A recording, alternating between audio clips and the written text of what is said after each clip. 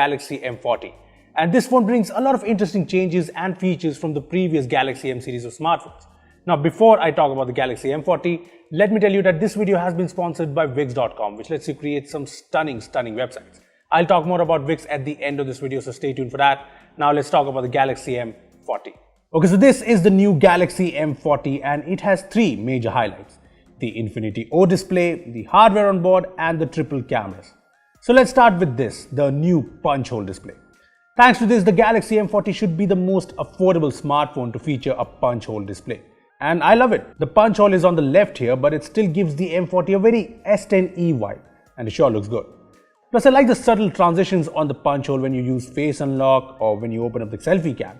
Yeah, it's really cool, and this means the Galaxy M40 looks great from the front. I know the chin's there at the bottom, but thanks to the punch hole, this is a good looking smartphone. Now, what would have made things even better is an AMOLED display like the Galaxy M30, but sadly that wasn't to be.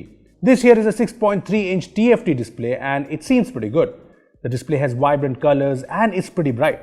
Yeah, overall a very pleasing display. Not AMOLED, but definitely decent.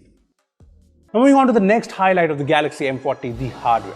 See, the Galaxy M10, the M20 and the M30, all of these were decent smartphones, but they had one thing that really brought them down, and that were the Exynos chipsets. See, the Exynos processors weren't bad, but when compared to Snapdragon chipsets in the same price range, they just didn't compete well. Well, the Galaxy M40 kind of fixes that by putting in a Snapdragon chipset. Let's take a look at what's under the hood of the Galaxy M40. So the Galaxy M40 comes with the Snapdragon 675 processor with 6 GB of RAM and 128 GB of storage. Now, these specs sound awesome for a Samsung mid-ranger, right? For a long time, Samsung's budget and mid-range smartphones have been marred by underpowered processors, and the Galaxy M40 with the Snapdragon 675 changes that. Check out the benchmark scores of the Galaxy M40. Now, as you can see, these scores are on par with the Redmi Note 7 Pro, which is obvious because it packs in the same processor. But the point is, we finally have a Samsung phone that can take on the Redmis and Realmes out there. So yeah, I like this change from Samsung. Plus, it shows in the performance. So far, the Galaxy M40 has been smooth and nice for me in day-to-day tasks, which is great. But I know you're wondering about gaming on the Galaxy M40. Well, PUBG Mobile runs on high graphic settings by default and the gameplay is fairly smooth and nice. So yeah, good news for all you PUBG lovers. Even Asphalt 9 runs pretty smoothly on the phone. So yeah, with the Snapdragon 675, the performance definitely seems positive on the Galaxy M40. Moving on to the third highlight of the Galaxy M40, the triple cameras. And it's not the same triple camera setup as the Galaxy M30. These ones are an upgrade. There's a 32 megapixel f1.7 primary camera, an 8 megapixel ultra wide angle lens and a 5 megapixel depth sensor. Now, I've been taking pictures from the Galaxy M40 and here's what they look like. As you can see, in good light, some photos turn out good, like this one, while some photos look oversaturated and a bit over processed. Plus, most photos have a lack of detail. Let's just zoom in. See? Yeah, it's not perfect, but it's still very early to judge. In low light, the wider aperture means brighter photos, and well, the photos are definitely bright and decent. But yeah, some photos do have a lot of noise and lack details, so there's that as well. I also took a few shots from the ultra wide angle lens, so take a look. Yeah, these photos don't have the best quality, but they're definitely cool. Lastly, the depth sensor is used for the portrait mode shots, and well, I took a few of those as well. And as you can see, it's decent enough, if nothing mind-blowing. Well, apart from that, I also put the Galaxy M40 against the Redmi Note 7 Pro for a brief test, so take a look at some comparison shots. Well, in these photos, the Redmi Note 7 Pro definitely seems to have the upper hand with better details and shadows. But yeah, sometimes the Galaxy M40 does bring up a surprise. Again, it's too early to judge and we'll be testing things out extensively in the coming days. On the video front, the M40 can record 4K videos at 30 FPS, and here's a video shot from the phone.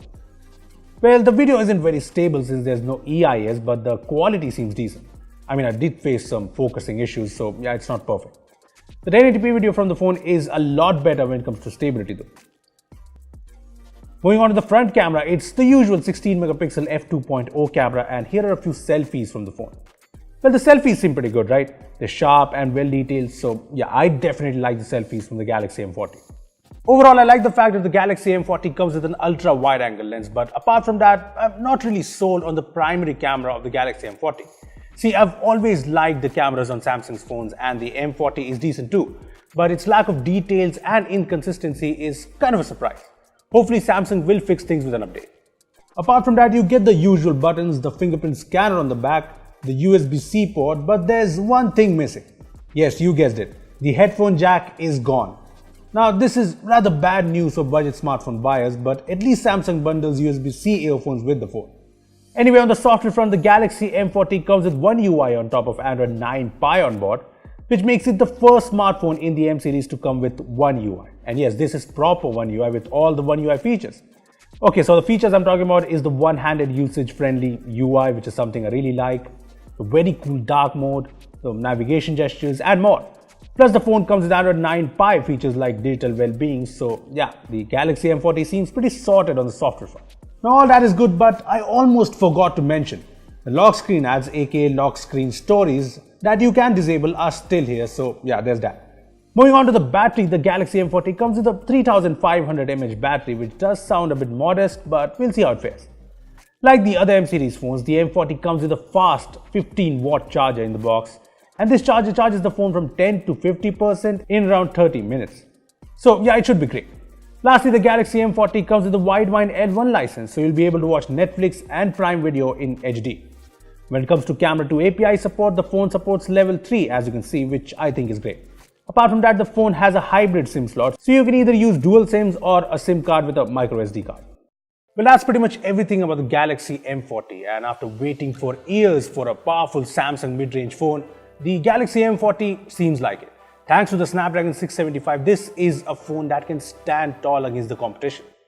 Plus, it is the first phone to bring the really cool punch hole design to the sub 20,000 price segment. I mean, I have my doubts on the camera and the phone does not have a headphone jack, but I can tell you this. The phone should be priced around 18 to 19,000 rupees, and at that price, while it obviously can't compete with the almighty Poco F1, it can definitely take on the likes of the Redmi Note 7 Pro and the Realme 3 Pro. Well, that was a good look at the new Galaxy M40. Now let's talk about Wix.com, our sponsors for this video. Wix is for people who want to create some great websites. I mean, it does not matter if you're creating your first website or you're a professional website builder. Wix is for everyone. I tried out Wix to build my website and I did a fairly good job in just a few minutes. With Wix, you can create a business website, a website for your online store, photography, music, events, blogs, basically just about anything. Plus, you get so many templates and advanced tools like Wix Videos, Wix Pro Gallery, Wix Bookings, etc. So what are you waiting for? Check out Wix from the link in the description down below. Well, those are our first impressions of the Galaxy M40, but what do you think? Tell us your thoughts in the comment section below. Also, give this video a thumbs up if you enjoyed it, and make sure to share it with your friends who have been wanting to buy the Galaxy M40.